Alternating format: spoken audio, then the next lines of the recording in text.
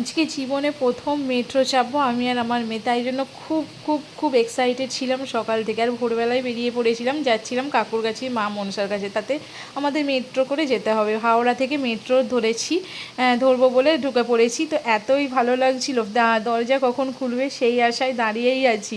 যাই হোক, ট্রেন এলো, দরজাও খুললো, আর দুদিক দিয়ে লোক উঠে পড়লো, দারুণ লাগছিল। ট্রেনটা কিন্তু প্রথমে খুবই ভিড় ছিল, আর ভেতরটা তো পুরো এসি। দারুণ দারুণ এক্সপিরিয়েন্স হলো, খুব ভালো লাগলো। কিছুক্ষণ আমরা দাঁড়িয়েছিলাম, তারপরে আমরা ট্রেন মানে তারপরে ফাঁকা হয়ে গিয়েছিলো, তারপরে আবার বসার জায়গা পেয়েছিলাম।